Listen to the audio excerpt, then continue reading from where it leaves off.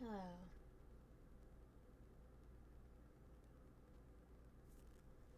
Yeah. Look a little rough, don't I? It's nothing because, I have people watching me and telling on me to other people I know. Apparently I made a video where I was crying somewhere. And somebody must have thought it was like somehow involved themselves in that because they're really selfish and a really petty human being. And I mean, I don't know if it's totally their fault. I feel like they just weren't taught proper emotions, maybe, or like social etiquette. Because, man, one of these days I'm gonna go off about it. And I'm gonna, if they want opinions to see who's right and wrong, we'll find out. But I know that I'm doing things that are good, and I'm trying, and I'm doing all kinds of stuff to help people and do this and do that.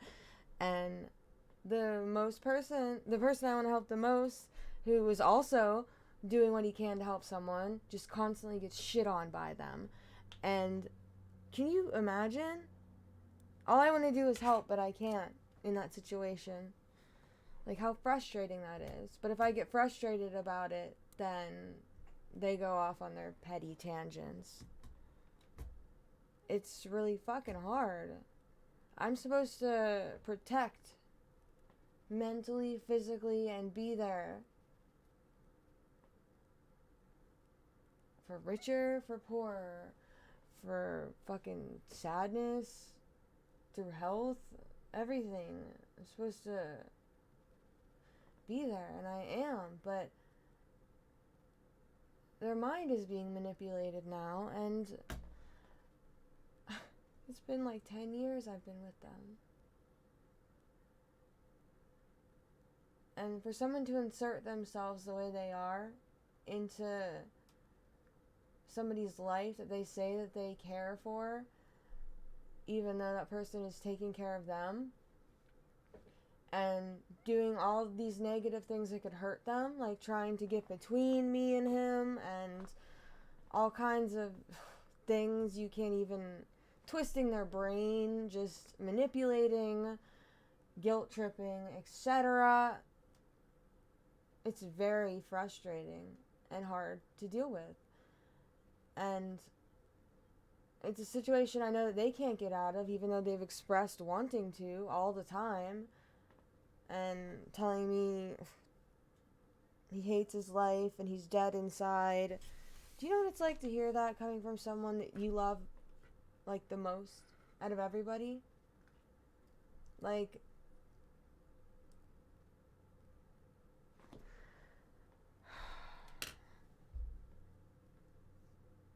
I can't.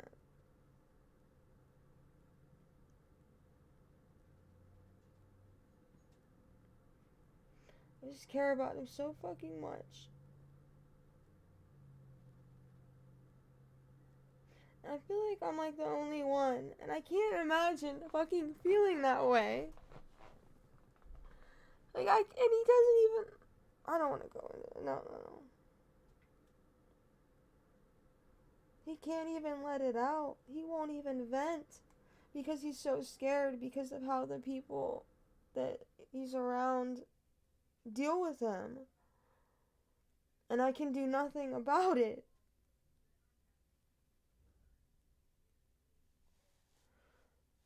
Oh my god. It makes me sick. It makes me mad, which is what I feel the most right now, unfortunately. But on top of all of that, I am always depressed and sad over it. And it's always in the back of my head, worrying about this bullshit that happens to him that shouldn't be. Like, people just want to take and take and take and take and take. And all I want to do is give. And it's like he doesn't even know how to receive anymore because that's all that he does. And all everyone does from him is take. And he's like, oh, someone wants to give me emotions and give me happiness. Why would you stand in the way of somebody that you claim to love from having a good life? I just don't fucking understand.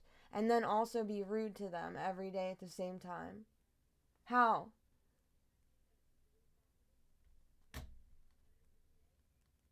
And now it's getting to the point where I don't even know.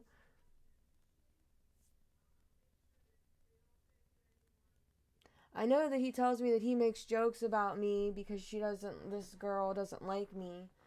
And he makes jokes about it to lighten the mood. And that it's nonsense. And I was like, well, don't even make jokes in nonsense. Like, just to make her feel better. Why? Why is it all to do that when you are feeling like shit and having to do this? And mentally, like, fucking with yourself so hard. It's just, I don't even know where to go from here. So you know what? I thought, let's just completely throw myself right over the edge and, get into finishing the Michelle Carter case, because this is almost what I feel like is being done to my fucking fiance, but I can do nothing. You should... Never mind. I shouldn't be saying these things.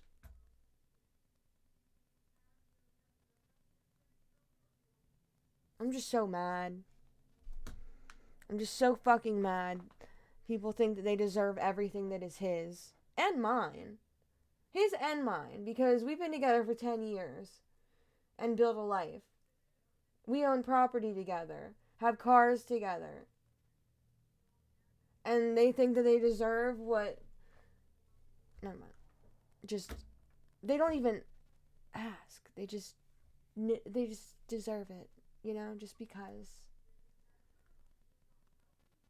And it's just fucking with him a lot. And if not, people will throw a temper tantrum. That's what I'm talking about by emotional issues here. I don't know if they've ever learned right from wrong, or morally, I don't think they really understand morals and what it is to be a good person and actually love somebody. And it's sad, it really is, but fuck, like, at a certain age, you should be able to understand things despite whatever circumstances you're in. At a certain age, your brain is fully developed, and you should be able to tell if someone is depressed and hurting, and you shouldn't keep pushing them and keep bothering them, and then just put everything about yourself, because no one will ever be worse off than you, as if other people's problems don't matter, because yours is so much worse. So just hurt the people you love.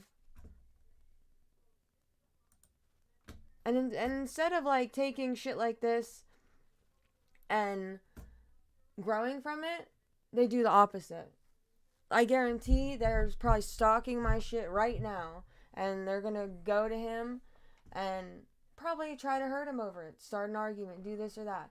And I'm just simply asking for growth, and just stop fucking hurting him. Like, just try. I don't know. What the fuck? I see no fucking growth mentally, and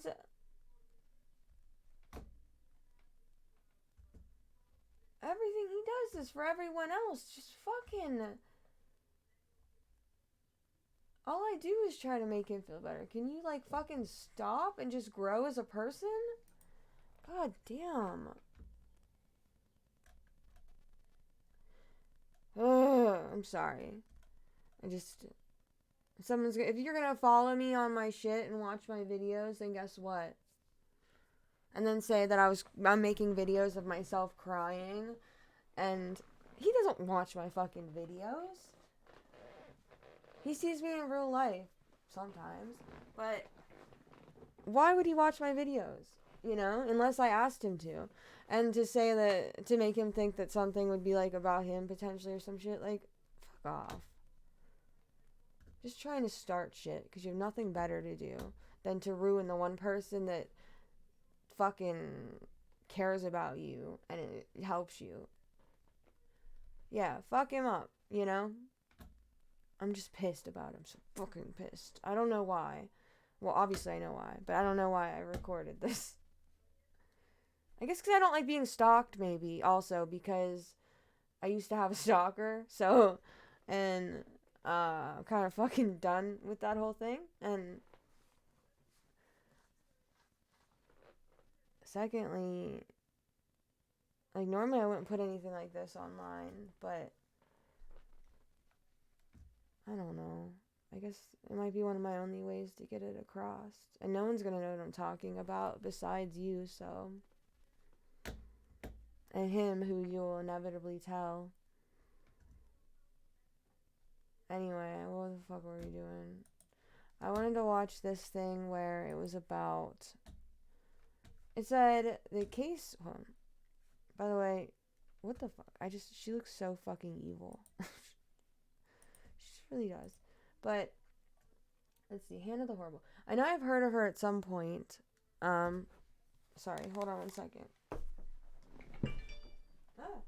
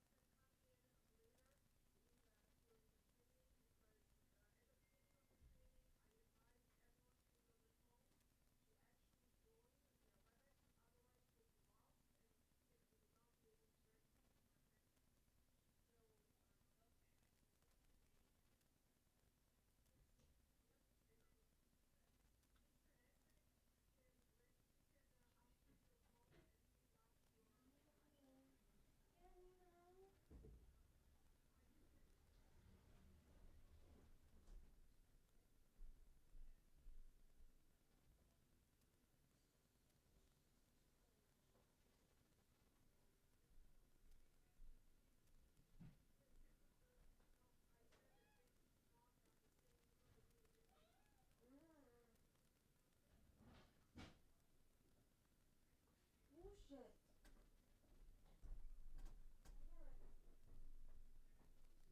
That's all I fucking care about. So that's what I care about the most, to be honest. You know, I love my mom and my dad and my sisters, but probably knows more about me than even we do. And he's being turned against me by a selfish, selfish, selfish person. And apparently wants everyone to be as miserable as she is. When she could have people on her side and have more friends and be happier. But no, instead, bringing everyone down is the right call for her, especially the one that cares about her the most. How fucked up is that? What? What do you mean? It's fucked. That's one of my damn period days, huh? Oh, good lord. I know, baby girl.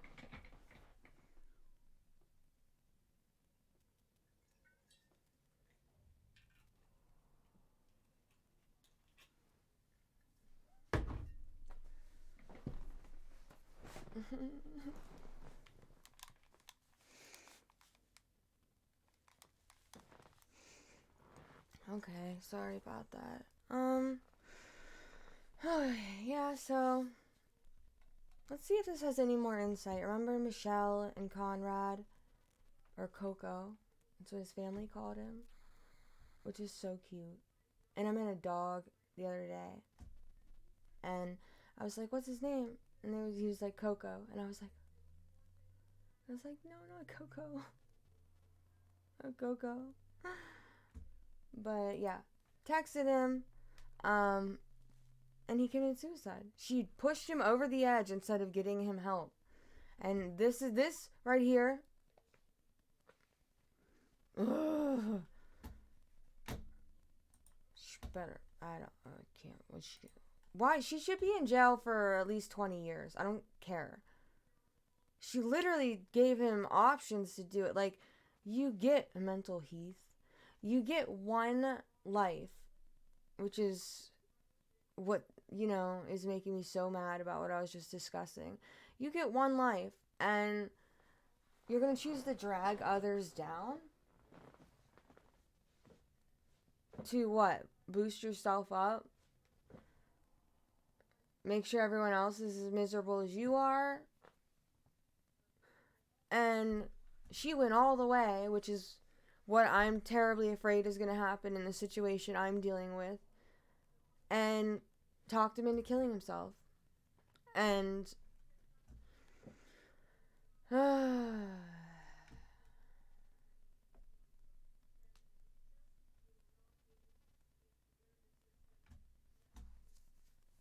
things I wish I could say.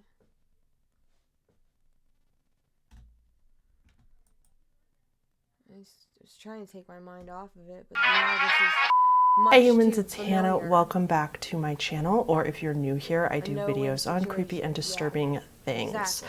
Huge trigger warning for this video. I know I put a disclaimer at the beginning, but I'm gonna say it again because seriously, this entire video is about S-word. Now, I got the idea to refer to it as S-word from a channel called Mike's Mike because he uses that term and I love it. Again, just looking for ways to not have to fully censor myself every time I say that. But regardless, this entire video is going to be surrounding that topic. There's going to be text messages, there's going to be discussion of methods, there's going to be discussion of somebody encouraging somebody else to S-word, and it's just really important that if you are struggling with anything in regards to this, or this is a trigger for you, just don't watch this video. Click on that he was a pretty... Conrad Roy III was born in 1995 in Mattapoisett, Massachusetts. It was said that he was a pretty happy kid, nothing really wrong, normal childhood, but things took a turn in his teenage years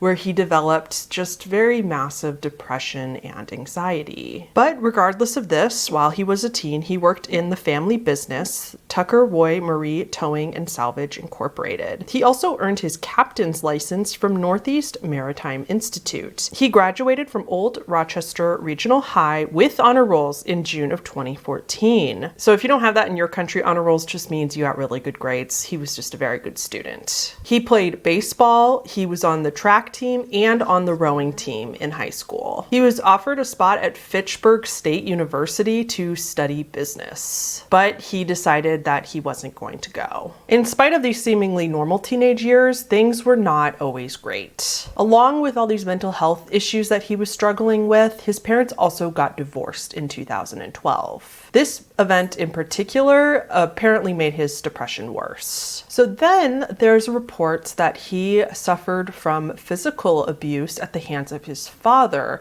as well as verbal abuse at the hands of his grandfather. I'm not sure how true the claims about his grandfather are because I couldn't find a whole lot on the validity of that, so I'm not claiming that that's true.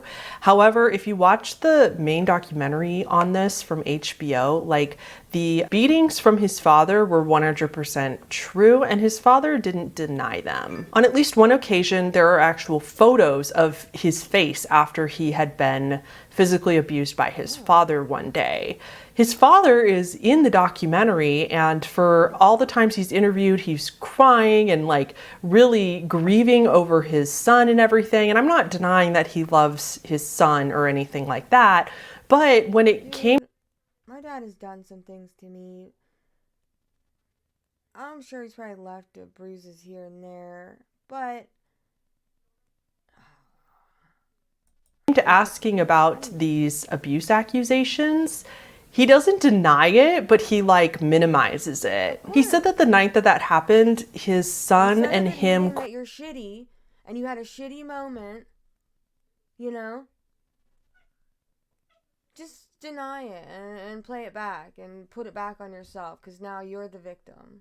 Quote, fought each other. And it wasn't just this clear-cut case of him abusing his son. He basically said that it went both ways. I personally thought that was really effed up. I thought it was really weird that he like didn't deny it, but I mean, it makes sense. He just minimized it. I don't see why that makes it any better. Like, even if your son swings at you first, what? How is that going to teach a minor to not engage in violence by just doing violence back at them? Anyways, I won't get too far down that rabbit hole, but it is important to the story in my opinion. So with all of that going on, Conrad did go to therapy. He went to normal therapy, he went to counseling, he even went to cognitive behavioral therapy to try and help with some of these mental health issues. At the time of his death, he was also on a prescription antidepressant medication called Celexa, known generically as citalopram. So that's the background on Conrad. Let's talk about Michelle Carter. Michelle Carter was born in 1996, also in Massachusetts. She went to King Philip Regional High School and grew up in Plainsville. Michelle's teenage years were also just really rough.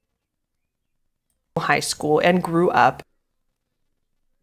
Michelle Carter. Michelle Carter was born in 19. There she is. Well, I like to call her stupid, but it's hard to with that big ass forehead.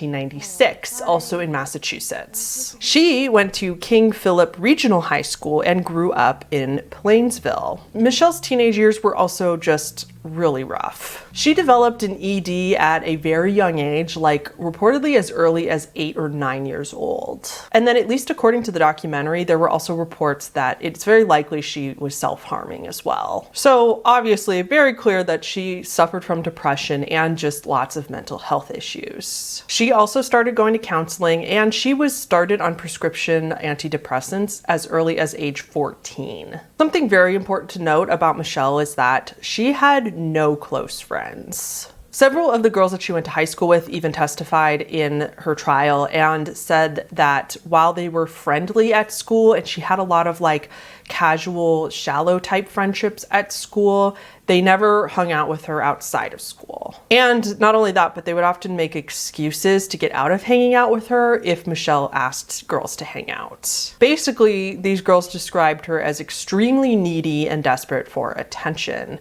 At one point, Michelle starts to question her sexuality. She became really close with one of these other girls at her school named Alice. She really thought that the two of them were like in love and had this deep romantic relationship. But Alice and her family, who up to this point have remained pretty anonymous, denies that this was ever a thing, denies that they ever had any sort of physical or romantic relationship. So if that is in fact true, I mean, this was just her kind of living in a different reality. So I cannot overstate just how lonely and isolated Michelle became in her teenage years. She was just so desperate for friends, and she would ask them to hang out all the time, but then it would really hurt her because she would ask them, but they would never ask her. And I'm not like blaming those girls for any of this happening. I totally get it. When you're a teenager, you have enough shit going on emotionally, physically, and otherwise that if somebody's glomming onto you and demanding emotional attention and more emotional energy than you have to spare, like, I can understand that completely. I have been through that myself. But regardless of that, it still made Michelle feel just very lonely, very depressed. She just wanted to connect with someone. All right, so now we get to the point where Conrad and Michelle meet. Conrad and Michelle met in 2012 in Florida while they were both visiting relatives. They met and soon realized that they both lived in Massachusetts. Not only that, but they only lived about 35 miles away from each other. Michelle at this point is about 16 years old and Conrad is around 17 years old. However, it's also very important to the story that they only met like in person a handful of times after meeting for the first time in Florida.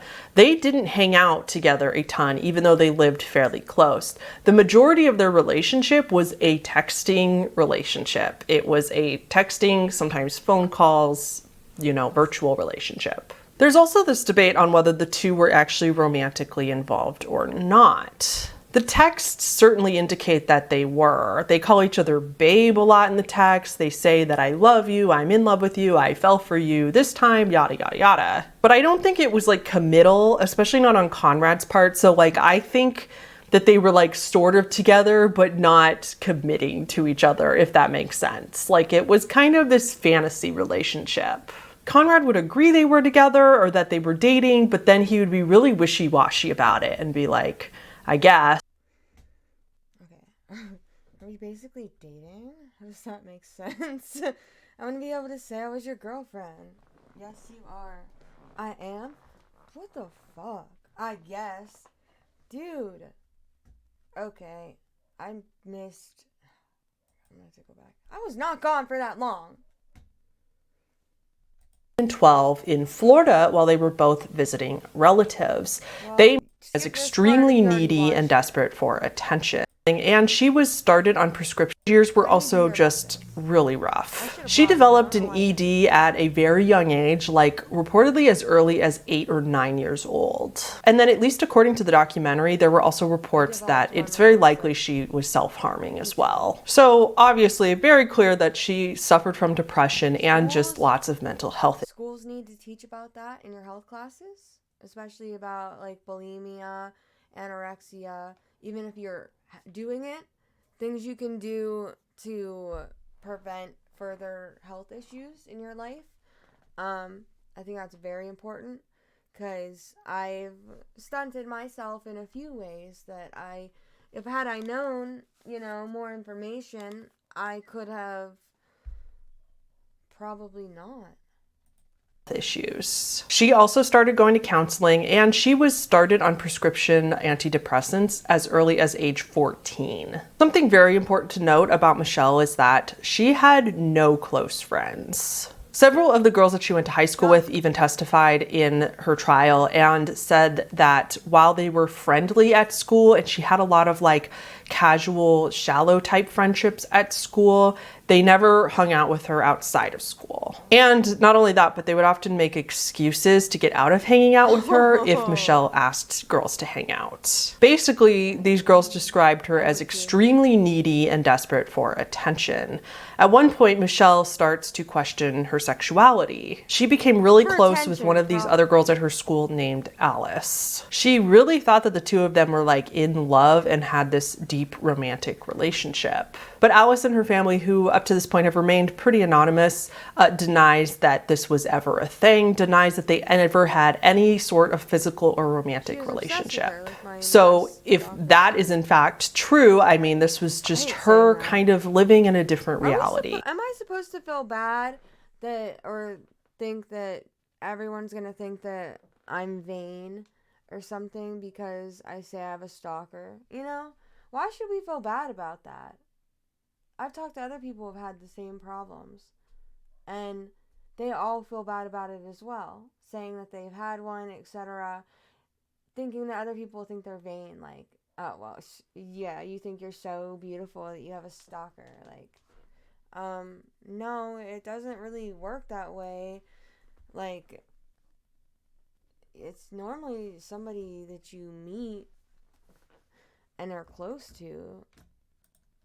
So I cannot overstate just how lonely and isolated Michelle became in her teenage years. She was just so desperate for friends, and she would ask them to hang out all the time, but then it would really hurt her because she would ask them, but they would never ask her. And I'm not like blaming those girls for any of this happening. I totally get it. When you're a teenager, you have enough shit going on emotionally, physically, and otherwise that if somebody's glomming onto you and demanding emotional attention and more emotional energy than you have to spare, like, I can understand that completely. I have been through that myself. But regardless of that, it still made Michelle feel just very lonely, very depressed. She just wanted to connect with someone. All right, so now we get to the point where Conrad and Michelle meet. Conrad and Michelle met in 2012 in Florida while they were both visiting relatives.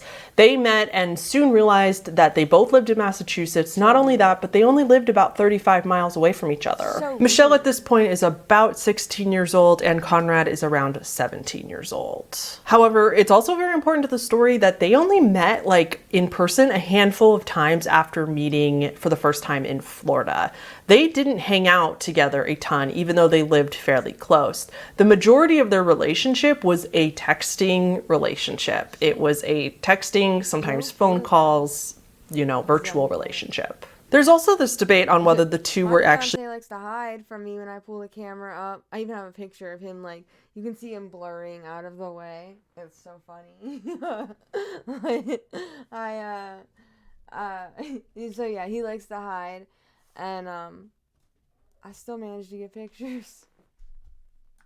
Romantically involved or not. The texts certainly indicate that they were. They call each other babe a lot in the text. They say that I love you, I'm in love with you, I fell for you this time, yada, yada, yada. But I don't think it was like committal, especially not on Conrad's part. So like, I think that they were like sort of together, but not committing to each other, if that makes sense. Like it was kind Look what you did. Get down.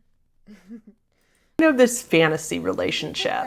Conrad would agree they were together or that they were dating, but then he would be really wishy-washy about it and be like, I guess, and not give her straight answers. So these two exchanged thousands of texts over this short time that they knew each other. Like I just touched on, it was very clear that at this point it became this fantasy relationship. They connected over their mutual mental health struggles, but they never met in person. Often if they talked about meeting in person, they would like make up excuses why they couldn't. And it became this relationship that was there, but it wasn't really based in reality. And I think they didn't want to meet up and get to know each other in person too much because it would kind of shatter that reality, knowing that then if they stayed like this, they could fantasize about each other as they wanted the other person to be in their head. You know, it's like that not really loving the person, but loving the idea of the person type thing. At least that's my interpretation of where they were at this point. Okay, so Conrad attempted in October. All of us adults know that when you've had a crush on someone for a while, sometimes, not all the time, but sometimes, and I only know this from like one time maybe, because I'm not going to give you my whole history, but I haven't done things with a lot of people. Don't jump up here. And if you have like, or have had a crush on someone, and then in the future you like see them again and, you know, get together, then you realize like after you get together, that's all it takes, and then you're kind of like disinterested in them. I mean, of course you still talk to them and are friends, but like that like whole like crush type of feeling isn't there anymore. So you're just fine with being friends after that.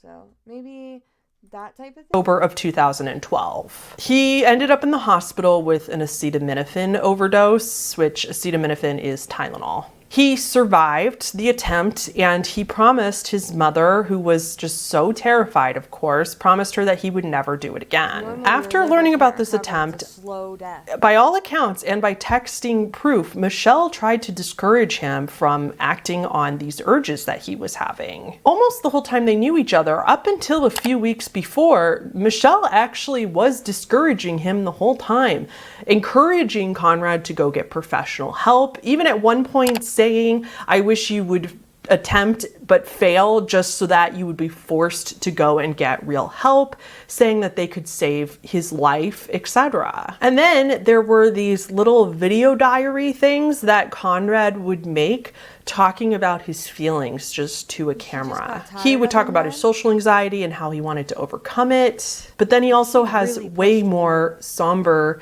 entries where he would talk about just how depressed he was, how he felt like he was so depressed that he felt like he was wired differently than everybody else. He even calls himself trash at one point and talks about how he'll never be successful in life. Sometimes in these videos he'd be more optimistic, but usually the videos were just full of hopelessness. The search history on his computer also supported the thoughts that he presented in these videos. Then there were the medications he was on. Now, don't get me wrong, all antidepressants carry a possible side effect for S-word thoughts and ideation. The one that he was on, Celexa, had a warning for it right on the label, and apparently Conrad in particular was at higher risk for that side effect because he was under the age of 24. So Conrad dies on July 13th, 2014. He passed away from carbon monoxide poisoning. He used his own truck.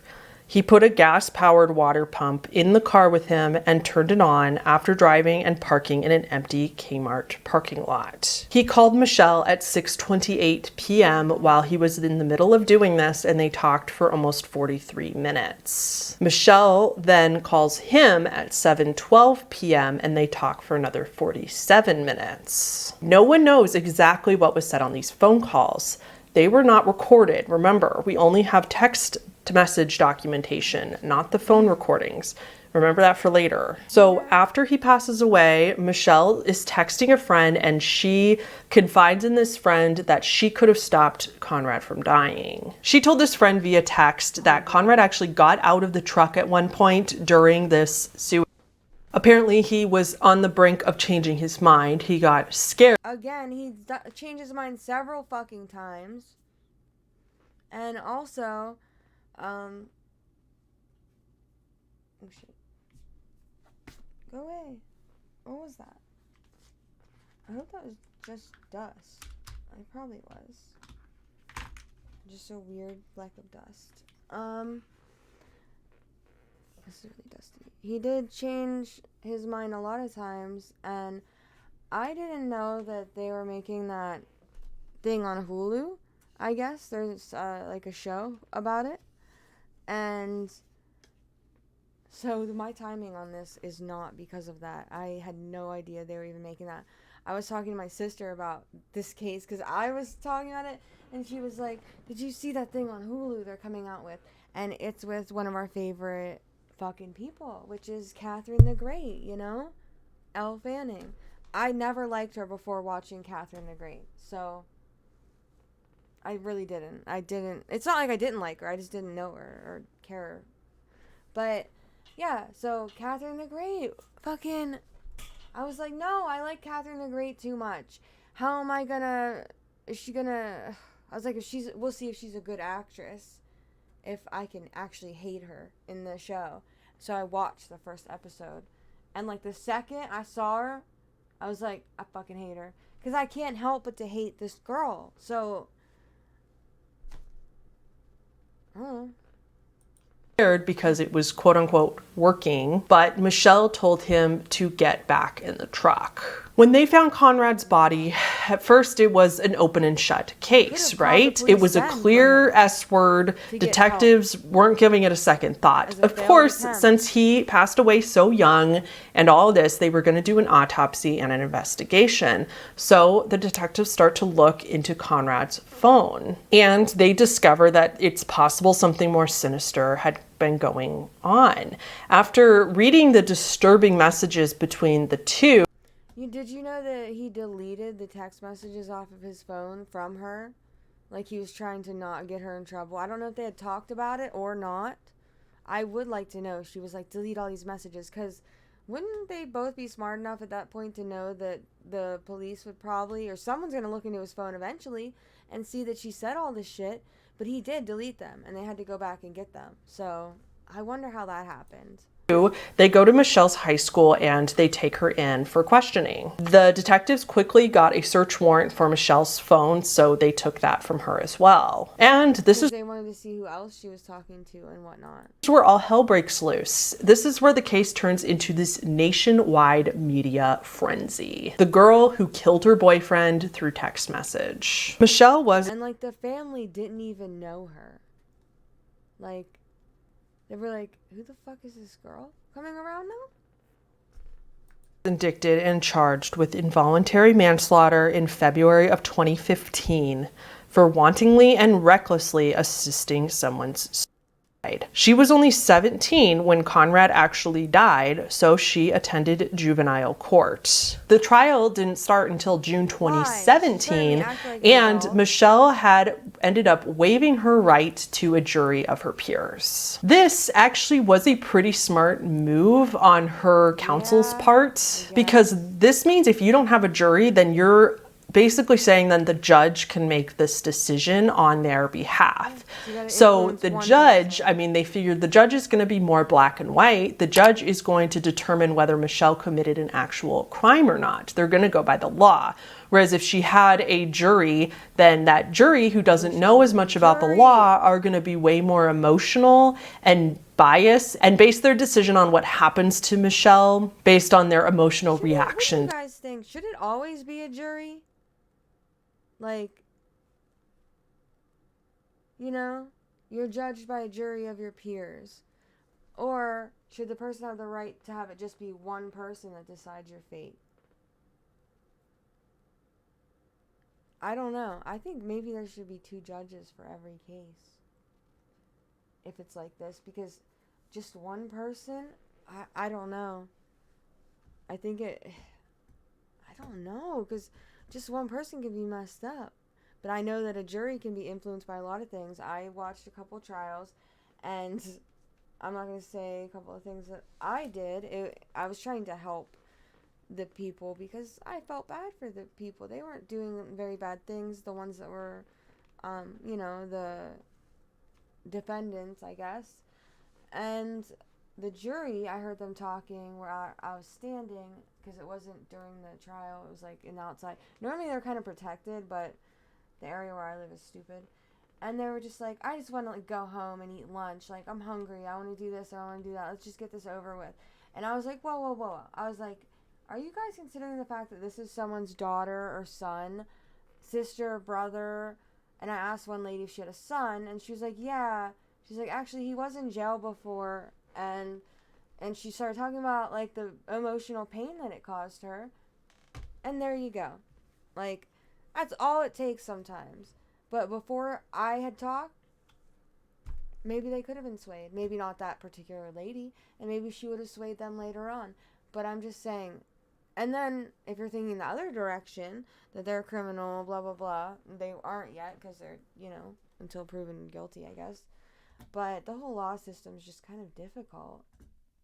I don't know. To the case. So it was just smart of them to waive her right to a jury, because it just gave her a better shot of less bias in the case, I would say. However, it didn't do too much good in terms of the rest of the trial. Michelle's defense team, while they did not deny what Michelle did, there was clear evidence that she sent those texts. They didn't deny that, but they basically argued that what she did was not a crime, that what she did was protected under freedom of speech, which means that her right to say those things was protected under the United States First Amendment. He argued that convicting her of this would set a bad precedent going forward, and a dangerous road of being able to accuse somebody of murder or manslaughter even when they're miles away. He also argued that Conrad was planning to S-word long before any of this came up, and that he was going to do it on his own with or without Michelle. Prosecution basically argued back that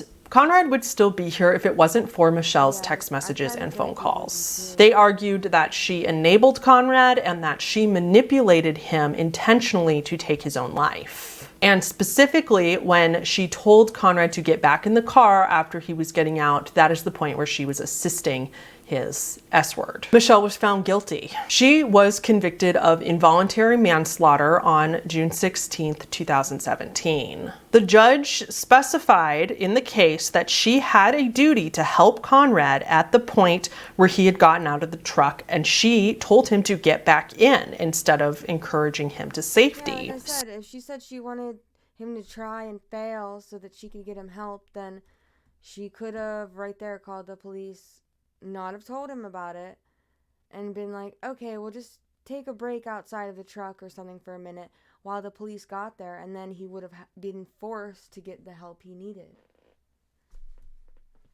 She couldn't even do that. So, implying that Michelle would have been innocent as long as Conrad hadn't gotten out of the truck. Basically, Michelle is only guilty of a crime because he tried to escape the situation and she told him to get back into the dangerous situation. The judge was clear that she was being charged on this particular action alone and that the previous texts and all that other stuff had nothing to do with this conviction. Michelle was ultimately sentenced to 2.5 years in prison with 5 years of probation after that. It was later reduced to 15 months in prison, and she ended up only serving 11 months and 12 days, being let out early for good behavior. Of course, she was a model inmate. So that's what happened. Let's talk about whether this is manslaughter or suicide. Is Michelle guilty? This all comes down to, can one person be held responsible for another person's mental health? Is telling somebody or even encouraging someone and they go crazy, whereas they were just going about life normally. You step into your life and then they go crazy because you tortured them. Mentally, physically, whatever. You were the cause, were you not? To do S-word a crime. If I told you to jump off a bridge, did I kill you if you decide to do it? The answer, in my opinion, is no. And I actually agree with her lawyer that this will set a very bad precedent and make the law a lot. It's not black and white. And law really is trying to portray itself as being black and white, but it really shouldn't be. Like, it is, in fact, a matter of opinion in a lot of ways. Yes, there are laws and the reasons they're there and etc., but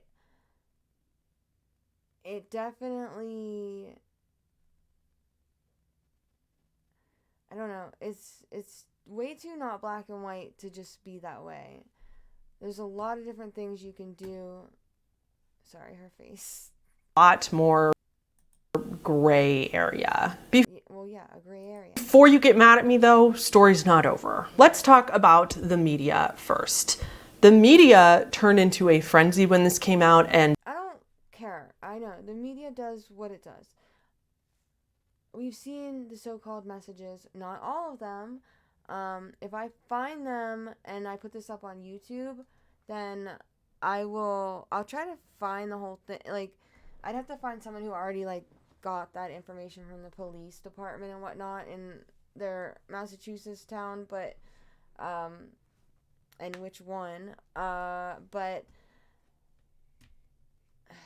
I mean, I know it's like Plainville or whatever, but I don't know if I've seen anything so far. It's had a complete spreadsheet of them. But if I find it and I put this on YouTube, I'll link it in the description. And they left out huge chunks of important facts. They were hell-bent on making Michelle look guilty. The media story is that Michelle was just desperate for attention, desperate for... Well, look, I don't get... I've seen this part. We've seen this in one of my other videos. He was like, I don't get it either. I don't know. That's what he was saying. about why he couldn't commit suicide. And she said, "So I guess you aren't going to do it then. All that for nothing. I'm just confused. Like, you were so ready and determined. I am gonna eventually. I don't know what I'm waiting for, but I have everything lined up. Like, last night was it. You just keep pushing it off, and you say you're gonna do it, but you never do." Oh my god. And he said, "Is it too late?" "I don't know. It's already late outside." He is just trying to get fucking help. For friends, which, as we know, she probably was. She purposely planned Conrad's S word so that she could be painted as the grieving girlfriend.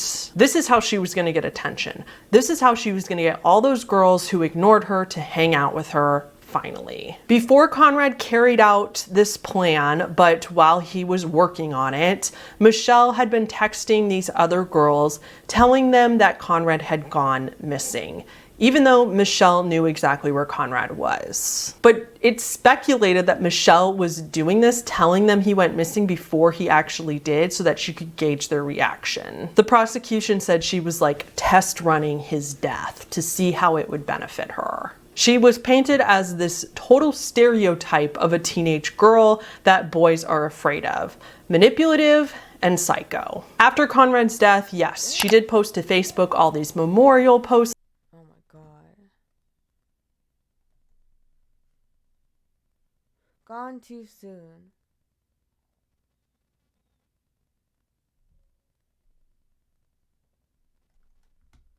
About him, how sad she was, and by all accounts it did seem like she wanted a lot of attention for this. Those girls whose attention she craved were finally coming to hang out with her. Another fascinating note that they go over in the documentary is that Michelle was obsessed with the actress Lea Michele.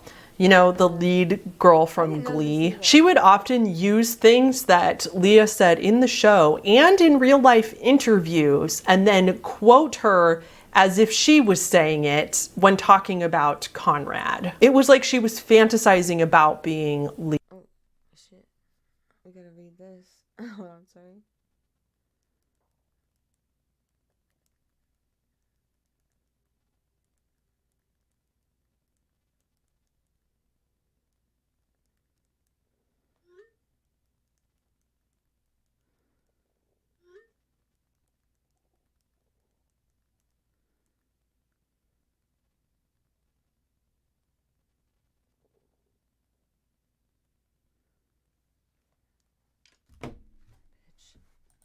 Lea Michele. You'd have to watch the documentary to know what I mean, because I'm not going to go too far into this. Michelle. You'd have. Okay. The day after this text to Boardman, Carter messaged another friend. So these are different friends. "I just had it all planned out with Conrad. Now I have to do something different. Maybe something better. I just don't think that's possible. He was my person, you know?"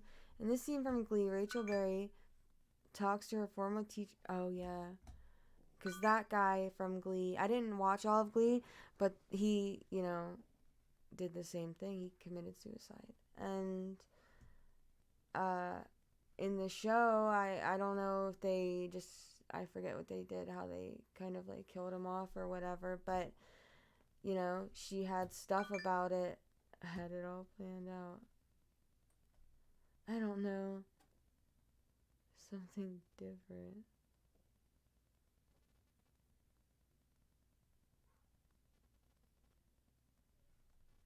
What? Isn't better? I don't think that's possible. Use my person. Shit, who picked that out? You have to watch the documentary to know what I mean, because I'm not going to go too far into this, but it was very, very fascinating. And then Corey Monteth, who plays Finn in Glee and is Lea Michele's love interest in Glee, but also her real life boyfriend, dies tragically of an overdose. And again, speculation that maybe Michelle wanted to be like Lea a little too badly. And then there's the death threats. People were threatening Michelle's life. People were shouting at her that she should S-word while she's coming to and from the courthouse. It's just out of hand, which I think if everybody knew the full story, they would not be doing that. Everything I just talked about did actually happen. For the record, I'm not condemning all the weird actions that she did at all. But I'm just saying that is what the media focused on, and they left a bunch of other stuff out, like this stuff. While all the above is true, a lot more is also true. Michelle was so depressed. Likely just as depressed as Conrad was. Yes, she was needy. Yeah, she was very desperate. But she was so depressed that she would also talk about S-word and even almost attempted once, but quote unquote, to, her own words, she chickened out. Both Conrad and Michelle were on antidepressants. A doctor testified in court at her trial specifically about this. And he argued that, in his professional opinion, Michelle was involuntarily intoxicated by these prescription medications. A couple weeks beforehand, on July 2nd, before Conrad died, her medication was switched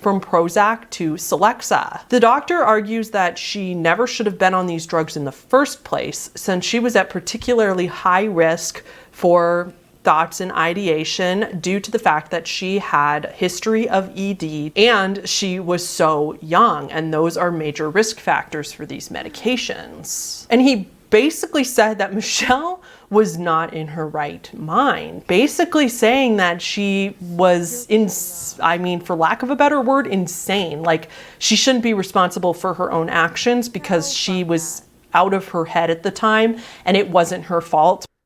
No, it was her fault. It was her fault. You can't, being out of your head is like, I've been out of my head. I'm older now, but I've definitely been out of my head, and I've never tried to harm anybody or convince them to harm themselves. If anything, I've saved people. I've saved many people, actually. Oh my God, have I spent nights saving people, having talks, doing this and that, whenever I was very stressed myself and I had other shit to do and was out of my fucking head. So, no. Because these doctors were putting her on these drugs she should not have been on. And then there's Conrad's role in this. Conrad and Michelle are talking nonstop via text, and they're basically dragging each other down their depression rabbit holes. There's evidence that Conrad was verbally abusive to Michelle on multiple occasions. Sometimes he would call her really derogatory names and then just be like, just kidding. He also had this pattern with Michelle. He would threaten to take his own life a lot. He would threaten that he was going to do it tonight. He would tell her he was going to do it. And then he would stop texting her back for a long time. Okay, well then she should just fucking ignore him. That doesn't give you the right to ever talk them into it and push them over the edge. Those type of people, you just stop talking to them. If you've tried to help and it's not working and you've done your best, you've done your best. And it was like he was purposely doing that so that she would freak out. Yeah. I hate that. I fucking hate that. I hate when people do that. So him doing shit like that is not cool at all. Not at all. Because I've had people do that to me. And no. And I've made threats, but I followed through. I just happened to survive. But I'm sure I've already talked about that, so I'm not really that worried about it. I'm a different person now. I'm older. I'm bolder. I've grown. I'm more respective of people's things and ways, and I can see into people a lot better than I used to. I felt like I was a little bit blind. No, I was blinding myself towards the way people were acting and why, because it was too much mentally to handle, and I'm just better now at handling that, I think. And she did.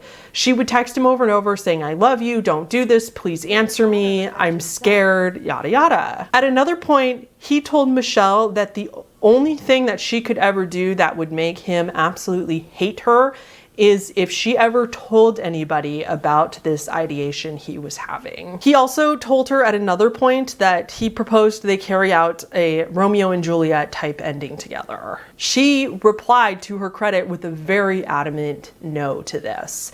It was just very clear that Conrad was manipulating her too, and he was being abusive to her. He had told her that there was nothing anybody was ever going to do to change his mind. He would bombard her phone with text after text of all these things he was planning to do and all this stuff when she had the same problems. She was... But it doesn't give her the right to talk him into it and push him off the edge. I don't care.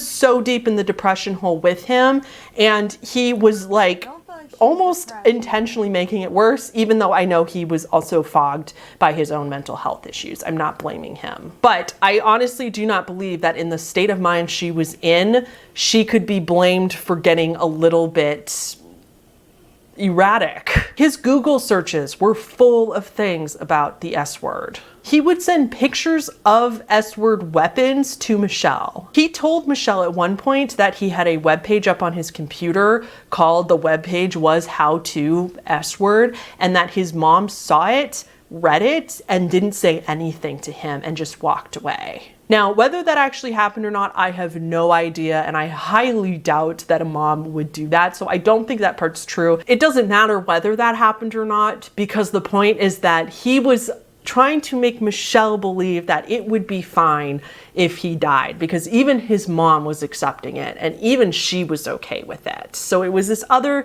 manipulation tactic. I guess, to be fair, that's technically speculation, but that's really what it seemed like. All of this stuff combined that he did to her with both of their mental health states and then her switch on medication made Michelle start to believe that his death was the only way. Feeling helpless all the time and like she could never ever help him no matter what she did or said, Michelle at this point finally believes she has found the way that she can actually help Conrad, thinking there's no other way. And so she starts to write these awful, awful text messages to him, going completely the opposite direction that she used to. Now let's go back to the fact that there are no phone calls recorded from that night.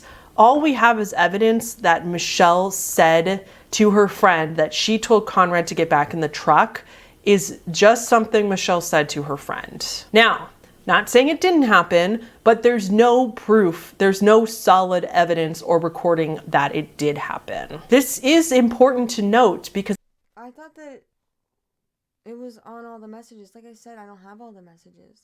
But I'm pretty sure I saw a thing where she told him to get, she just said get back in.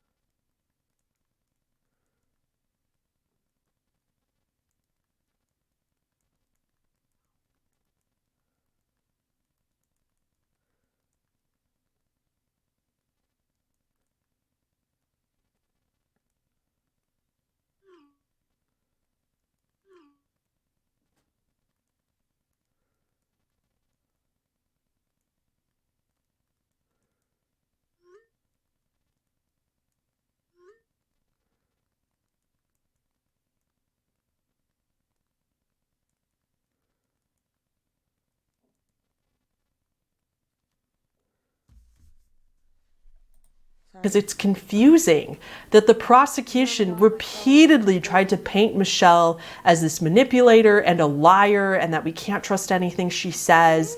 But then when it came to this random text that Michelle, after having lied or misconstrued reality many times before, she texted this to a friend. There's no evidence she actually said, "Get back in the truck," directly to Conrad. And then the prosecution is all about how Michelle must be telling the truth at that point. You know what I mean? When Michelle's actions support the prosecution's arguments, then she's not a liar. But then when it doesn't help their argument, then Michelle is a liar. Okay. So hopefully none of you have unsubscribed or just hated me forever at this point, because I'm going to get to the most important part and basically my conclusion in all of this, which is I do believe that Michelle is innocent of a crime.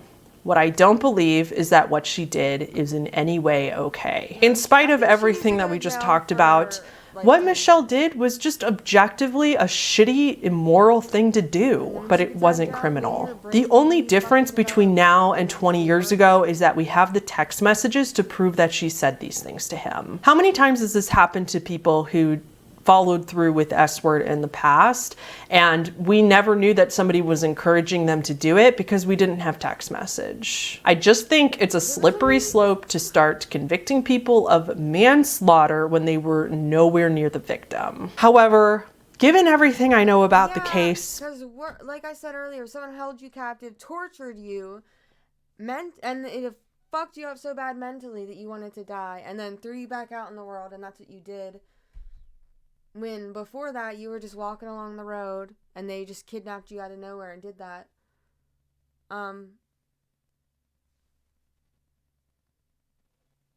They'll say the crime would be then kidnapping, assault, and torture.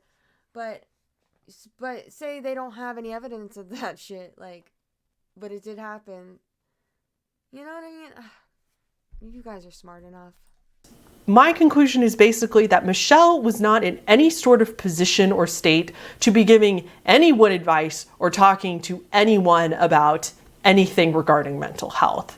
She should have been in a hospital. She really needed serious help and she wasn't getting it. I think it's like the 13 Reasons Why discussion. I mean, that was a big controversy around that show, is that it was like preaching that these other teens were responsible for somebody else's death just because they were shitty people. Of course, it's wrong to encourage S-word. It's wrong to bully people. We should be kind to each other. We should help each other when we need help. We should be calling 911 when our friend calls us in the middle of an attempt. But I also don't think that people decide to S-word. I think they're a victim of S-word. But in the I don't know. I don't want to hear what you have to say anymore, lady. Hannah, I guess. Watch next, or Ruben. No, I'm not gonna do that. Sorry.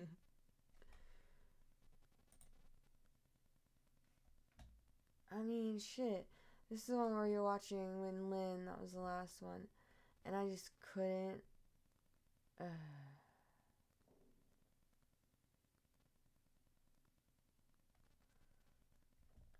I was surprised she didn't turn to see her work, or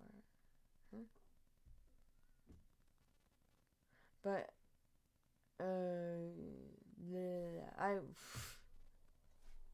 sorry, I fucking if I'd have been in the same room as this girl and that had been like my nephew or my son, I would have lost it.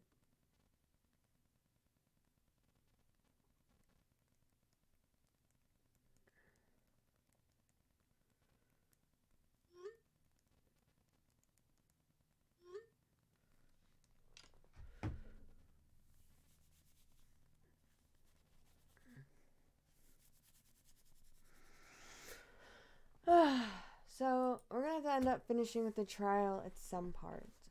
But I guess I'll leave these up.